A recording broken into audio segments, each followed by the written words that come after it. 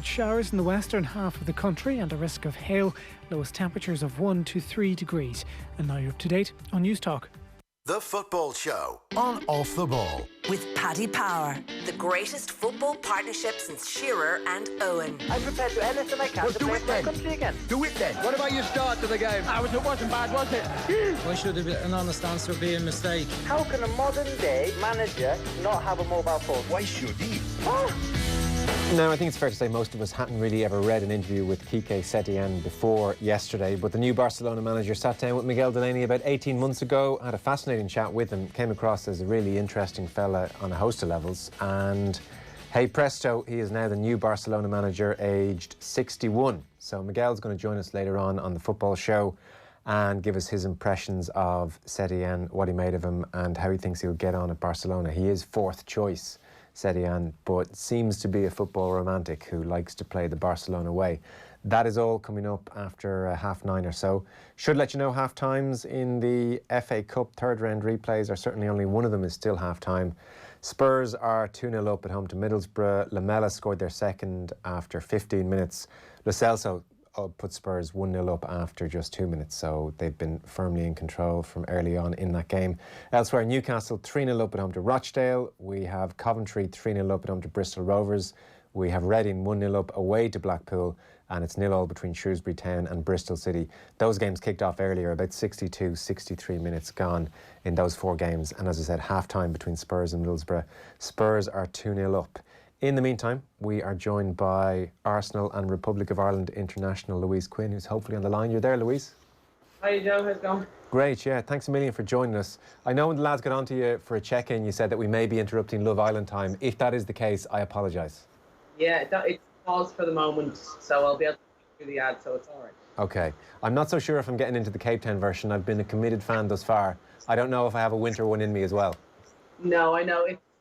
It's tough watching, but I'll keep going. We'll see how it goes. See. I haven't warmed to any of them yet, to be honest. Yeah, I've been hearing that. Well, we'll do a Love Island check-in at some stage if I haven't managed to watch it. So I was watching highlights of the on BBC of the win against Brighton at the weekend. So a 4-0 win. It looked very nice and comfortable. It leaves Arsenal sitting top of the WSL. We're 12 games in, 11 wins, 1 loss thus far. So 33 points. Man City in second are 3 points back, and then Chelsea are 4 points back, but Chelsea do have a game in hand, so it's still tight and it's still nip and tuck. But it looks like you guys have really kicked on from last season. 21 games, 19 wins, all competitions that is, 21 games, 19 wins. You've scored 77 goals, and actually in 21 games, 16 clean sheets. It looks like things are flying.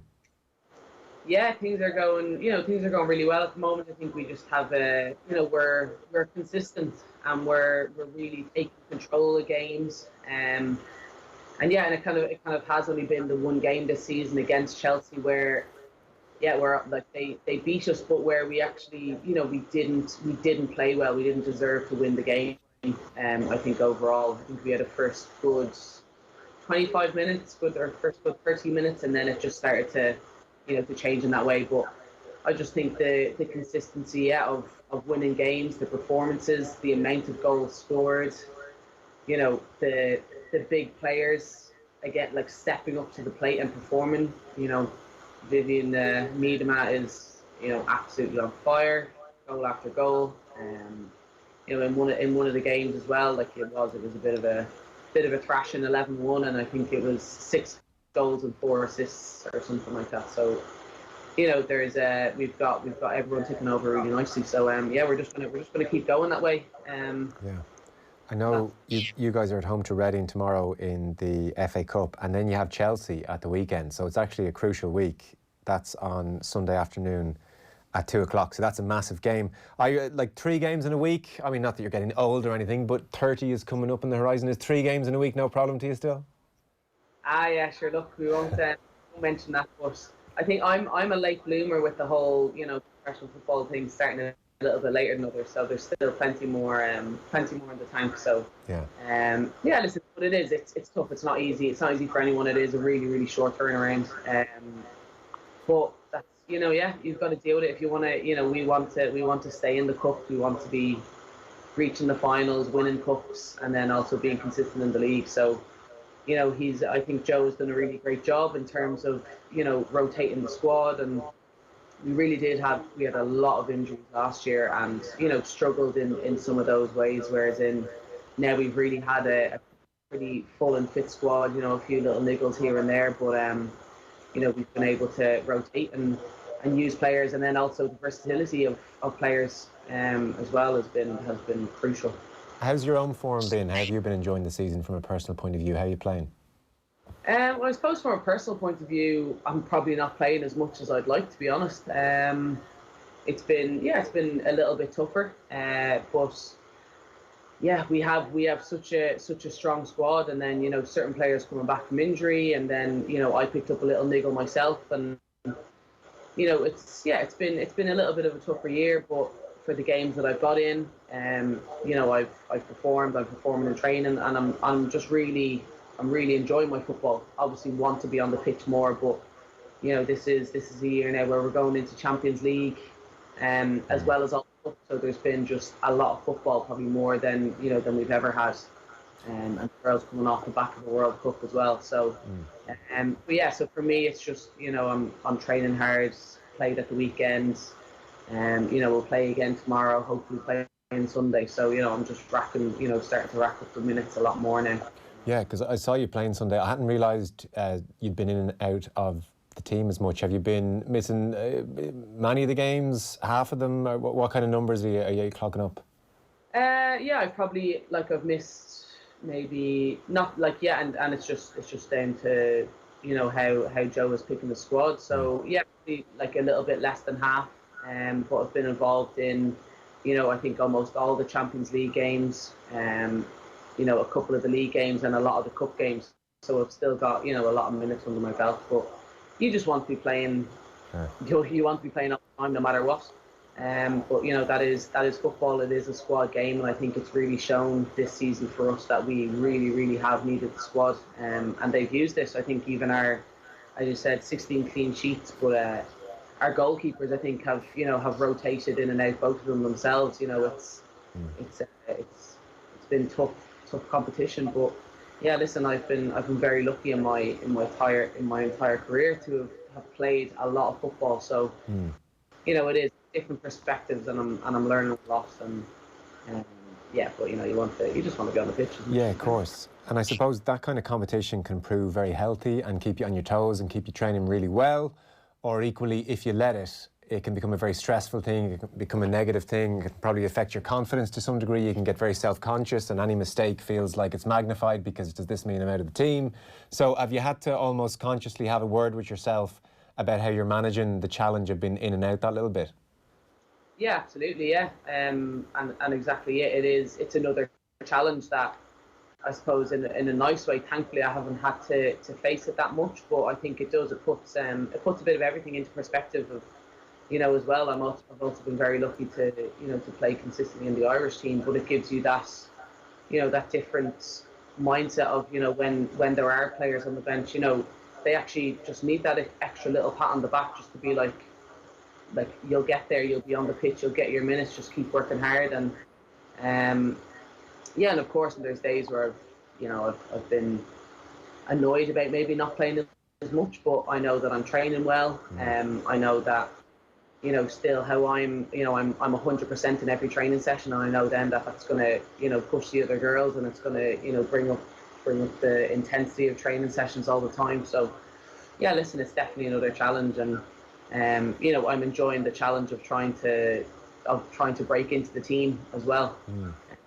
Yeah, so it is. It's mixed emotions sometimes, but you've got to take it. If you let it get on top of you, well, then it's not going to be any use for yourself or any use for the team. Yeah, it just is the nature of a professional football environment. I mean, it's you need a bit of resilience to survive, as you know better than me. Champions League you mentioned. So the quarterfinals back in Paris on the 25th of March, I think, is the first leg. Looking at the results in the group stages, I mean, you put 4 goals in Fiorentina one evening, Slavia Prague 8 goals. It looked like it was a fairly comfortable Champions League experience, and it all went well thus far anyway. Yeah, thus far, yeah, it was definitely. We got some, I suppose, more favourable draws. But I think the fact that Arsenal we haven't been in the Champions League for at that stage I think it was 7 years, and I think that was it was a massive test for us to to test yourself against any other European team in terms of how you may sit up against them, or even about how much kind of video and information you can get on players. There's not as much you know about them. And I suppose the pressures that come along with the Champions League night. So PSG I think is just going to be it's going to be a huge challenge, and they're seasoned pros, constantly reaching semi-finals and finals for them really. And it's hard to tell at this stage. We're in a good place. I think they're doing obviously quite well in their league as well, but there's still it's still going to be an interesting few weeks ahead, and I think just getting into March we'll really be able to see kind of how things are falling. But we're feeling confident. We feel like that our momentum has just built and built and built. In our pre-season we actually played kind of 3 of the the bigger teams in Europe, and we actually lost all the games, but it was we had new players, brand new squad early on in pre-season, and we feel we are in a far better place. Where the team is really settled.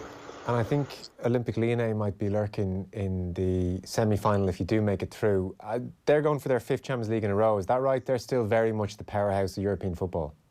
Yeah, absolutely. Yeah, they they bring in all the any player that they really desire, and they have all the top players from the top international teams as well. So so listen, that's another challenge that hopefully that we'll be able to face. And I think how we're playing, and I feel like we are really playing as you like to say the Arsenal way, of the old school Arsenal and the Invincibles, and just really good looking football. And I feel like Lyon may find that a different challenge for them to come up against someone like us. So no doubt.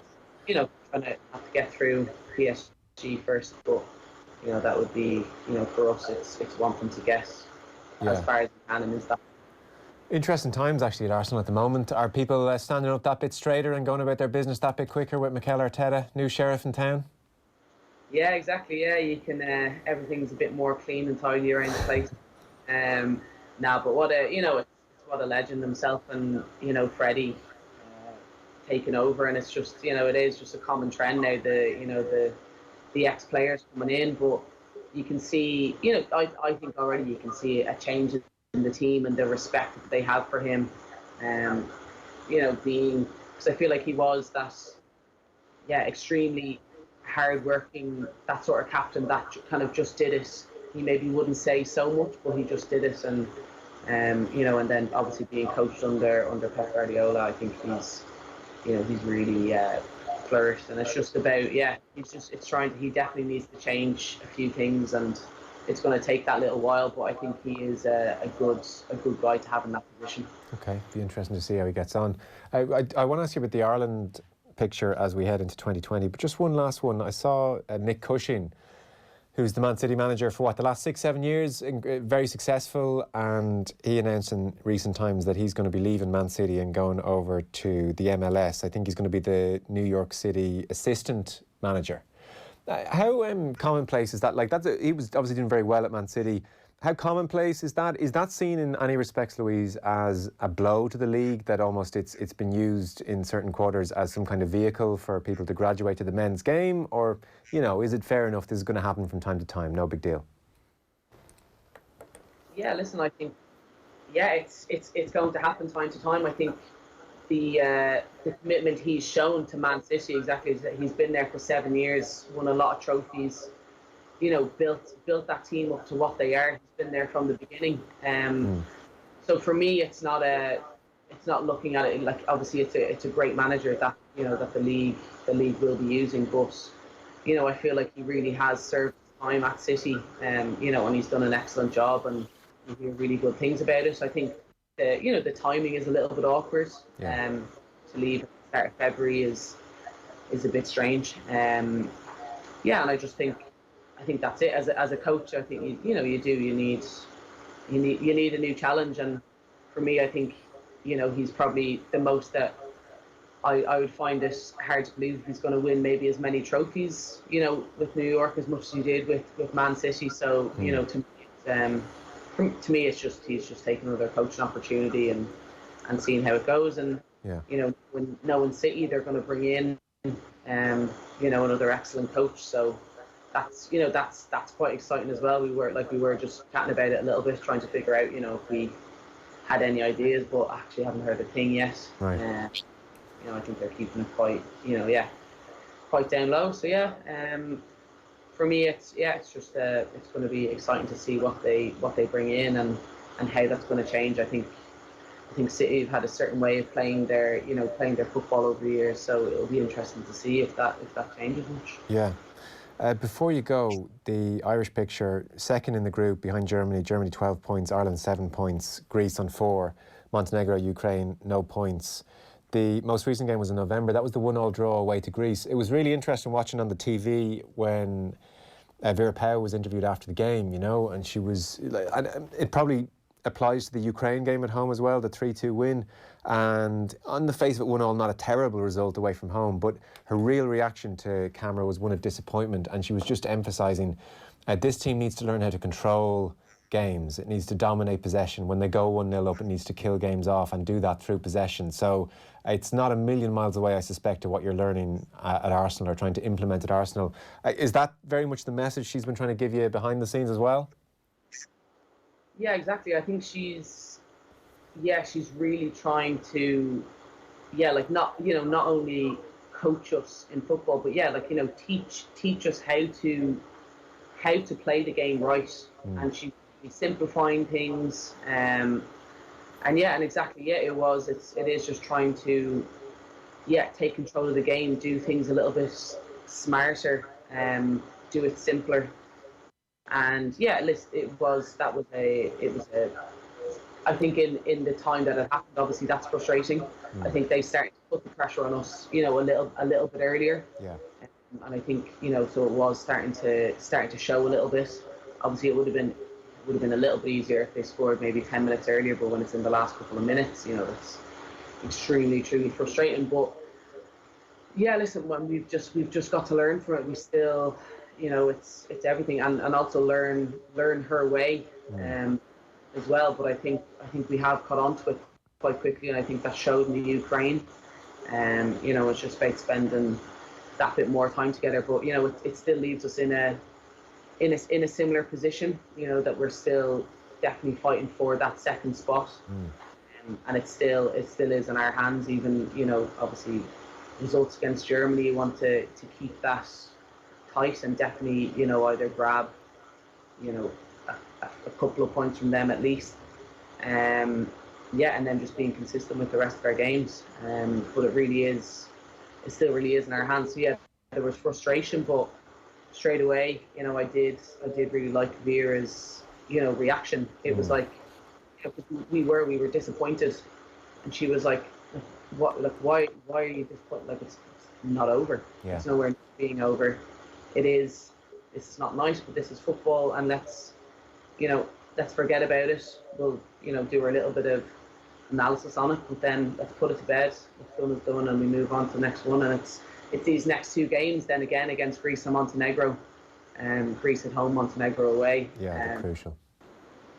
Yeah, really crucial. Yeah, the Greece game, by the way, for people who are looking for tickets or interested, that's going to be on March the 5th, and then the Montenegro game is away. That is 6 days later, and then you'll have Germany and then Ukraine in June, and then Germany again in September. So March 5th and March 11th, the two big games coming up for the Republic of Ireland.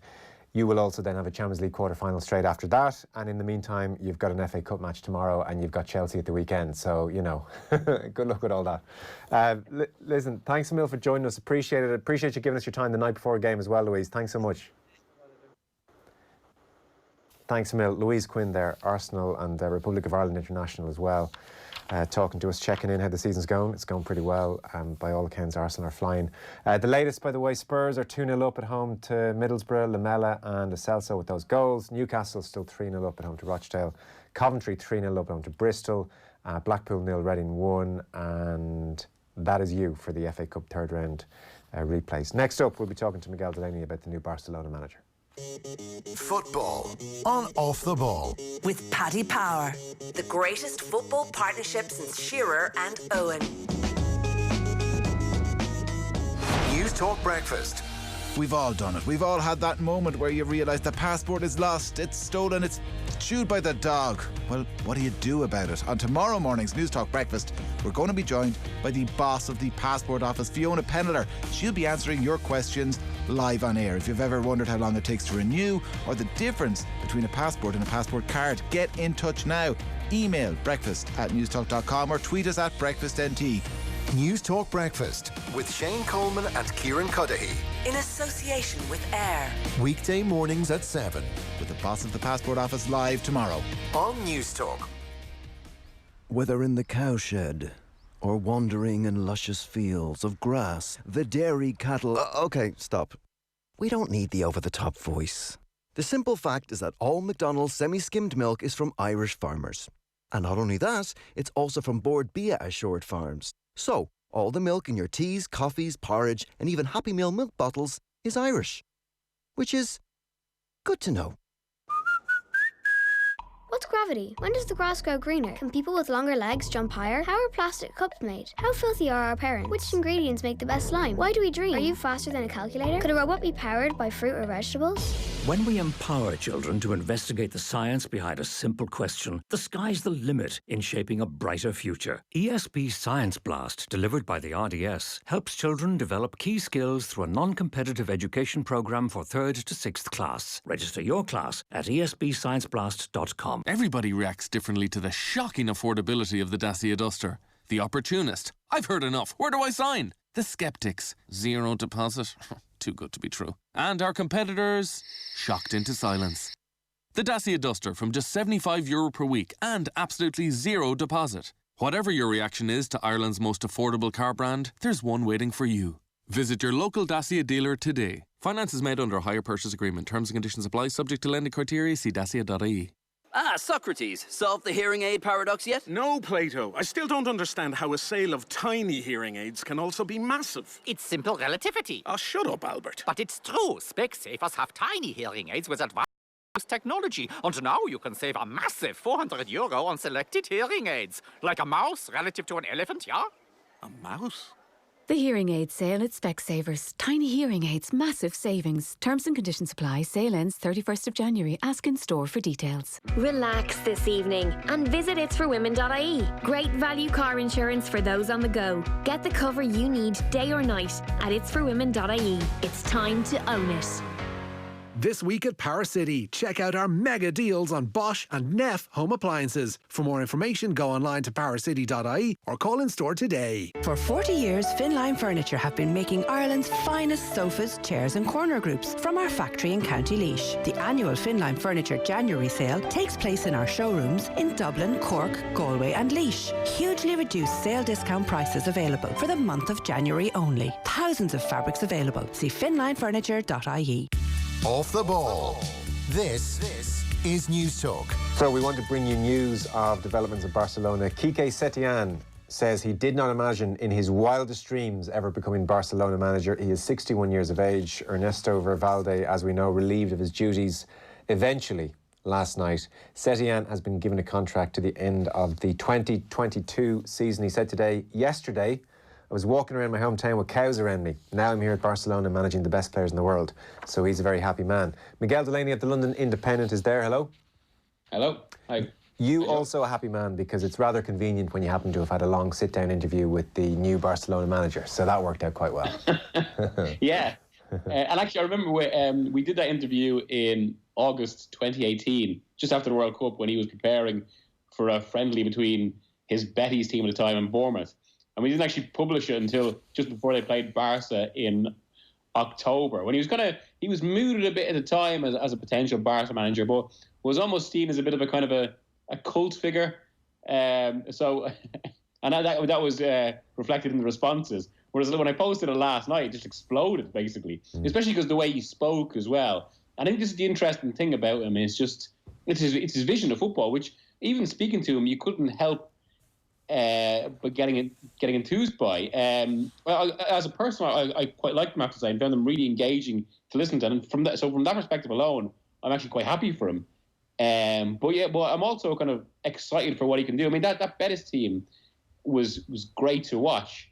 And I think Barca, after a few years when they've almost become Messi aside, just another super club, we could see something a bit different about them again. Well, he seems on the face of it like a perfect fit, like very much out of the Cruyff school, and everything Pep Guardiola did, he would have been nodding along in complete agreement with. He said to you, I'm a romantic. I like the football. I'm a spectator. I don't buy a ticket to watch a team stay in their own half waiting for a 0-0 or a counter-attack.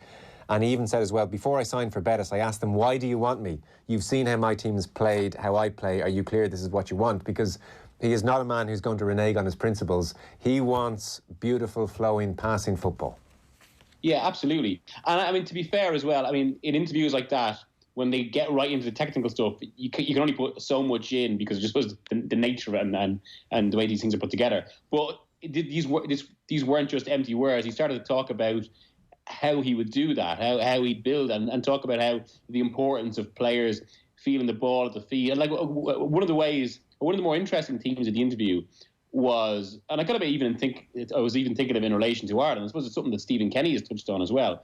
But when can you really play expansive football like that, or a certain kind of principle of football with what we perceived as limited players? And I think it's the line I opened the interview with, and he said, no, that's absolutely false. Basically, you can play this approach with any level of players. It's about, implementing the system and having faith in it, and also to a degree, trusting players. I mean, it's quite an optimistic school of football, I would say, and that the game should be about, really. Yeah. He made an interesting point as well, where he said to you, if a team defends and tries to, well, let's go for the Mourinho first half against Liverpool, for instance. If a team sits back and defends and tries to wait for a mistake and nick a goal, which really is the Irish way as well for so many years, he said nobody ever really questions the rationale of that. It is this perverse thing that when a team tried to play, so often a coach, you think of Guardiola, I think you reference it in your piece even, Guardiola in his initial stages at Man City is having to fend off questions about why he's playing such attractive football, frankly.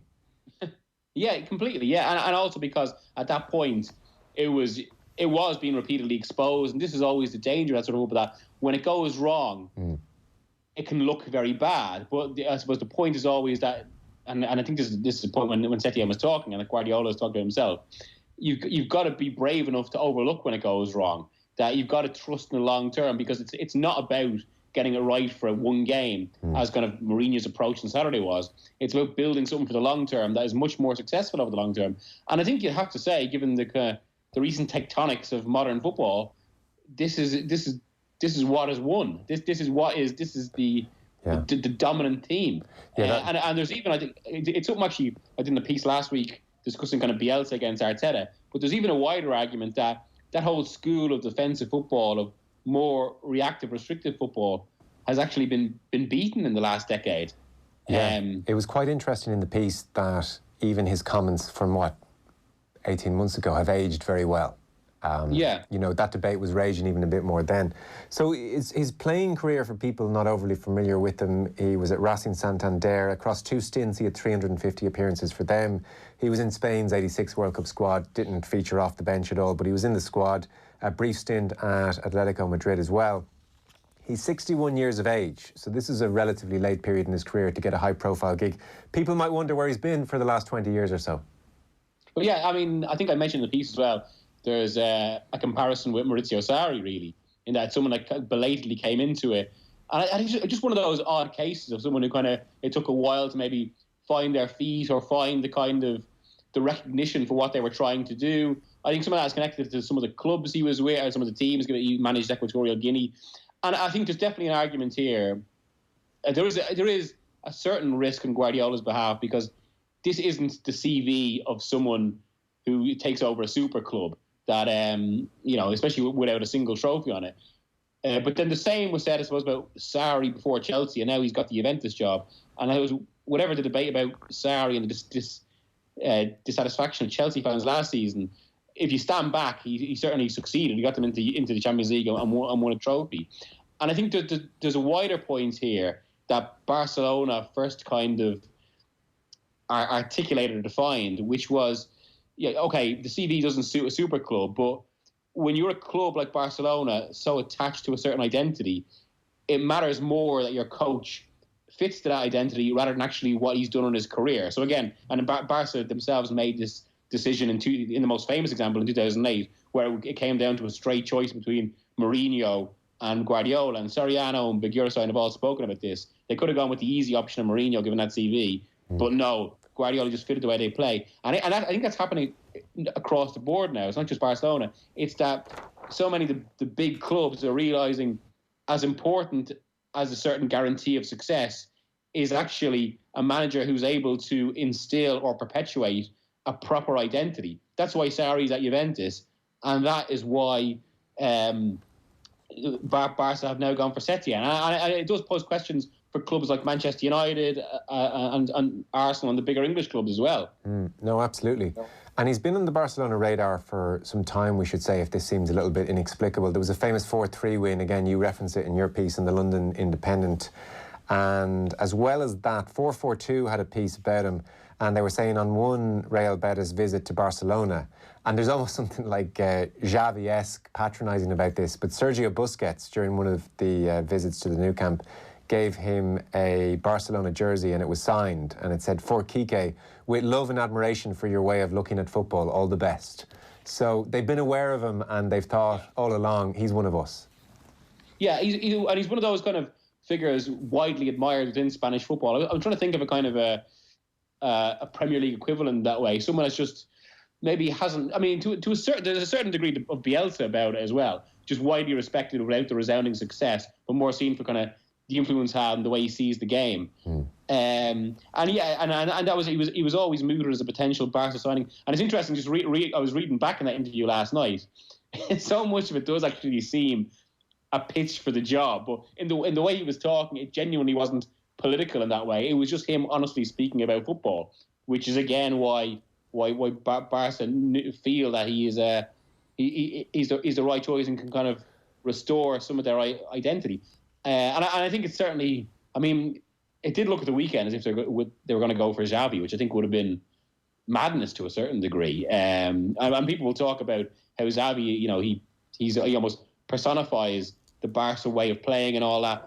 And yeah, that's true. But as a player, as a coach, we don't really have much evidence of that yet. And I think there's a danger with that. And I think Manchester United actually particularly proved this, especially the number of managers. I think they're in their 30s now in terms of the quantity of them that have played for Ferguson.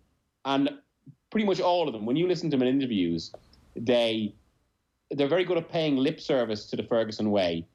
But if it's been proven that in their managerial careers that it's a bit superficial, as if they don't understand it on a deeper level. That certainly happened with Solskjaer, I think. It's happened with Giggs. And I think it looks like it's a possibility with Xavi, given even how people talk about his career in Qatar. Whereas with Setién, he talks about all this, talks about it on a much deeper level, and has also obviously proven it with actual application in the league that Barcelona play in. Yeah, well, I was going to touch on Xavi with you in a few moments, but seeing as you brought him up, the word is he seems to have turned down the offer and felt he wasn't quite ready. He's forging a very curious post-playing career for himself. Like, he's now into year, going on 6 in Qatar. I mean, look, we all like money and all that, but this is a strange way to go about trying to make yourself the anointed one. It's very bizarre, and it's actually... I was when it looked like he could get the job, I was thinking of a piece on this and Xavi as a figure, because I think you're right. He's a curious character in that way. And remember, about a year after Spain won the World Cup, there was a brilliant documentary that was brought out in Spain on Spanish TV, done by Michael Robinson, former Irish international, of course, who became famous there. But they had exclusive access to all the Spanish 2010 squad. And right at the end of it, when they're talking about victory and what it means, and most of the players are actually quite endearing in a very human way, talking about it. And then Xavi comes out with all this sanctimony about how we didn't just do this for Spain, we did it for football and the right way of playing. And it's really curious to be, morally sanctimonious about football when then, on the other hand, you're willing to basically eschew a coaching career by essentially taking the quickest and most questionable money from a state like Qatar, given all the questions about how football there is associated to the way the state is run and the various questions about human rights abuses, what is ostensibly slave labour, how construction is conducted there. And because as an extension of all that, by virtue of being in a role like that and being so high profile in a country like Qatar, he's allowed himself to become a spokesman as well. And I think that's something that deserves huge questioning for someone that is so moralistic about the way to play football, which is comparatively irrelevant next to issues like this. Yeah, and even if you gave him a ginormous free pass and said, well, maybe he's not the most politically aware fellow, the almost purity with which he talked about football and the highest form of football, I mean, that's not in Qatar. I mean, if he was that dedicated to that aspect of the game, he would be doing what Mikel Arteta has done for the last number of years, whatever, but not doing what he's doing. So that was kind of strange. And even and beyond that, I was talking to an Irish guy who's worked a lot that I know that's worked a lot in Qatari football over the past few years, and he was saying that actually he hasn't even been that good out there. That relative to the standard of his team, the resource they have, and some of the players they have, he's actually underperformed a bit. That this club is with him that shouldn't be up there at the same level. I mean, and the comparison has been made with Pep Guardiola and how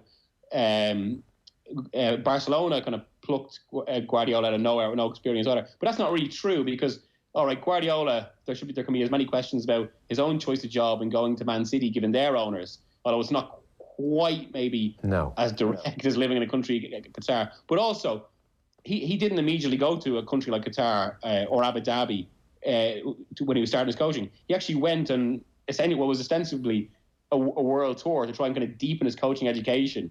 He then went back within Barcelona and wildly succeeded with the Barcelona B team. So like the comparisons between Xavi and Pep Guardiola as coaches, I think, are extremely superficial, and it's the sort of thing that can be dangerous to get sucked into in that way. And it's why I think Setién is just on so many levels just a much better choice. You mentioned his piece the piece with you almost in some respects conveniently read like a perfect application for the Barcelona job. I mean, none more so than what he has to say about Messi. You know, Messi comes up just because he's Messi and you're curious for his thoughts on this player who's dominated the global game forever just to go across, go even on.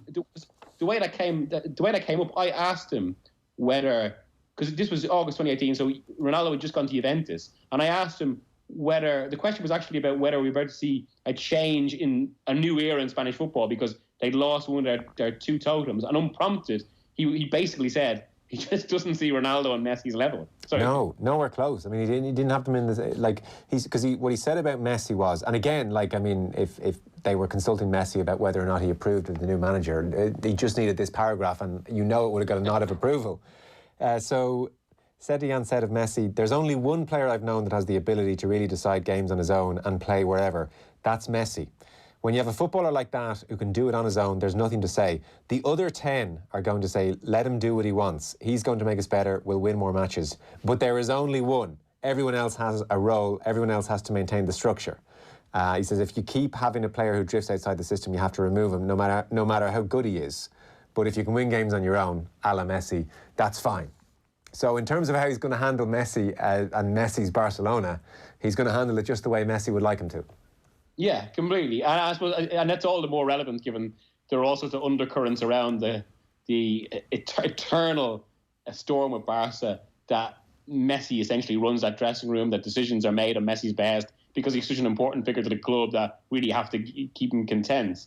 And there was a sense maybe that he was kind of tolerating Valverde and that he got really irritated in the summer with how the Champions League campaign went, because ultimately with the primary motivation of his career now is essentially to win the Champions League again and claim the record in the competition that he feels he should have. It's what he wants above all else. I mean, I think, in regards to this and Messi's forces of influence, people might say it's kind of, individualistic and prima donna-ish, but I mean, maybe there's always a certain level of that. But ultimately, I think it is actually about the welfare of the team he's playing in and winning the top trophies, not anything individual. And the argument remains, a team built around Messi and allows Messi to do what he needs and wants to do, well, I mean, it's better than anything else in football. No. So it makes sense then to a manager like Setién in that regard as well.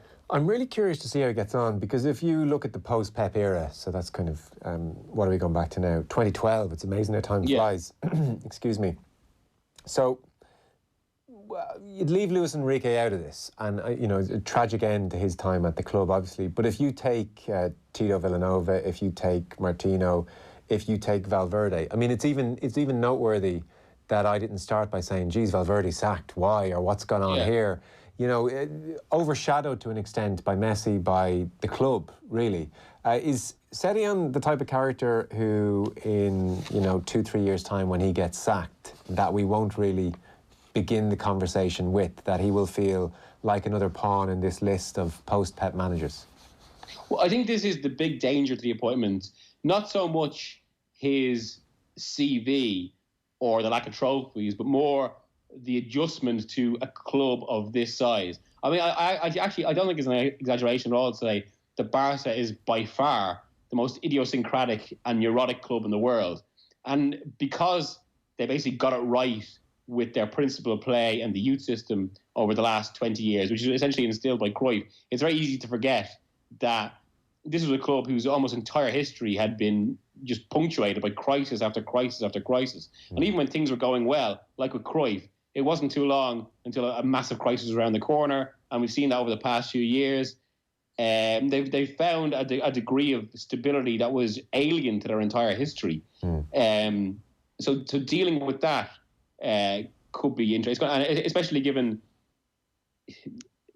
I don't want to say naivety on Setién's part, but somebody who's talking about that quote we referenced at the start, but someone who goes from, talking about looking at the cows in his village to now managing Barcelona in the space of a day. Yeah. I mean, you would hope that he's not daunted by it, because there does seem a kind of a certain striking element about suddenly taking over a club of Barca.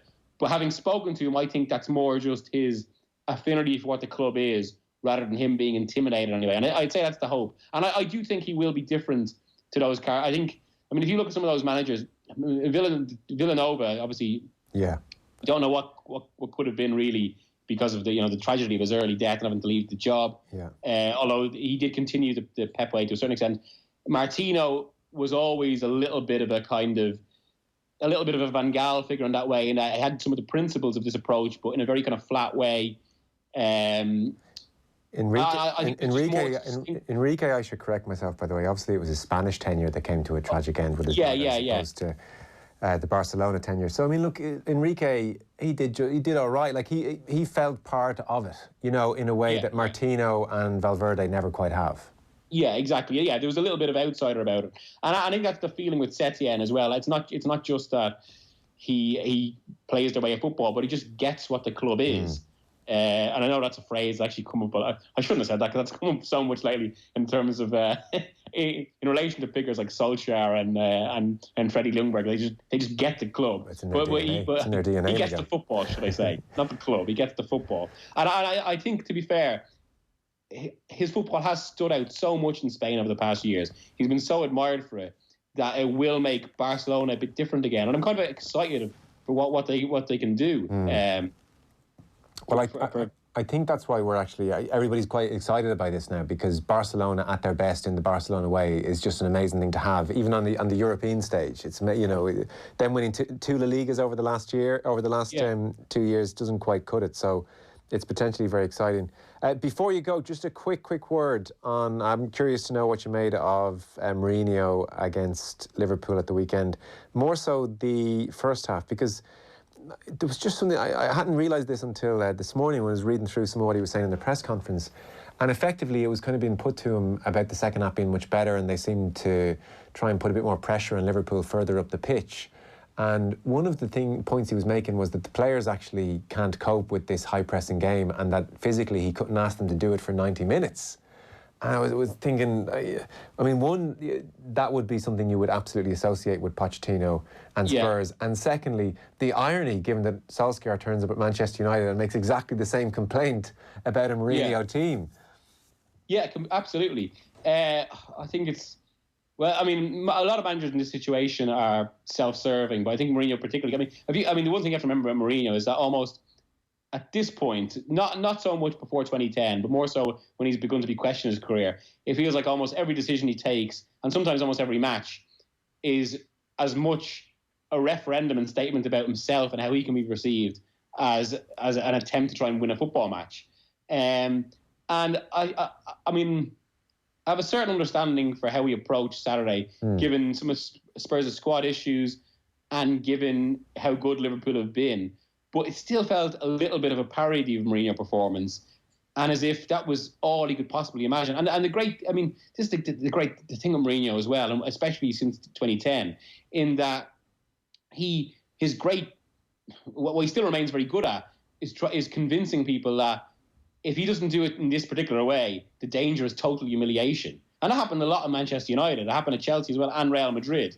And I think it is a mode of thinking that's, as we've been talking about for the last 15 minutes, it's out of sync with the modern game, where there's a lot more expansion and imagination and adventure to it. And all the more so because I don't think that type of approach, this real backs to the wall, spoiling ball, I don't think it can work as much in the modern game anymore. This is a bigger debate, of course, but I think a lot of it comes down to the fact that attacking football is now so prevalent, so dominant, and also that teams are actually so much fitter that if you try and just keep a team like Liverpool out for that long, they'll eventually just overwhelm you, which is what happened, but it happened by the 38th minute. And also, I mean, the other side to this is that Klopp has specifically prepared for teams defending against him in the way they did like the way Mourinho has done with Inter to Barcelona, the way teams did to the Spanish national team at that time. And it actually plays into their hands now. So in that sense, it did just feel, well, you can understand Mourinho doing it to a certain degree. It just felt a bit of a parody. And it points to kind of bigger questions about his time at Spurs. Because, I mean, I remember when I went to his press conference the day he got the job, I was actually quite impressed by him and the way he spoke. And it was then, it seems he gets how the game has changed, and he's realised the need for change himself. And yet since he's been in the job, I've seen no evidence of that. It's actually been a little bit dispiriting. And it feels like that, this is all he can imagine with these players. And, you might make the argument that the state of the squad, that this club needs drastic changes. But one of the initial arguments for getting rid of Pochettino was either change the players or change the manager. Yeah. But the manager is much cheaper to get rid of, so you get rid of him. Whereas now if they have to do both for a manager who feels more behind the times, then it's all, what was the point? Yeah, and the second half would surely have demonstrated to him that was the better route. That's where they genuinely caused Liverpool some trouble, could easily have got something out of the game. And, you mentioned that Inter Milan team. I remember watching, I mean, if we put that maybe as peak Mourinho, like a peak achievement to do that with that team, you remember watching them then, and one, it felt slightly miraculous, but what was the subtle difference with how Liverpool in 2020 are able to, see the picture and understand exactly what the opposition are doing and digest it very quickly and be comfortable with it. When Mourinho was doing it with Inter Milan in 2010, they felt in control of the game even when they didn't have the ball. Yeah. It was, yes, without possession, but it was still on their terms. Whereas if you fast forward now 8 years, the same setup, the same lack of possession, it's not on their terms. Liverpool are in complete control of the scenario, and that necessarily wasn't the case a decade ago. Yeah, and the other side to that as well, don't forget, is actually everyone remembers the second leg, which was ultra defensive. But the first leg, it was a counter-attacking performance, but a counter-attacking performance with real trust. And they were real cutthroat to Barca in that first leg when they won 3-1. And this feeds into the wider argument of Mourinho, that it's not just that he's slightly past his best, but maybe that he's lost some of his own adventure in that way. That, I mean, it's one of the big arguments here from a lot of people that worked with him, that know him, that Madrid changed something in that way and maybe caused him to lose some of his nerve in that regard. And it certainly seems the way in the fact that these performances seem to become more and more parodic. Yeah. Well, we'll watch what happens when he goes to Daniel Levy looking for 200 million over the next couple of weeks.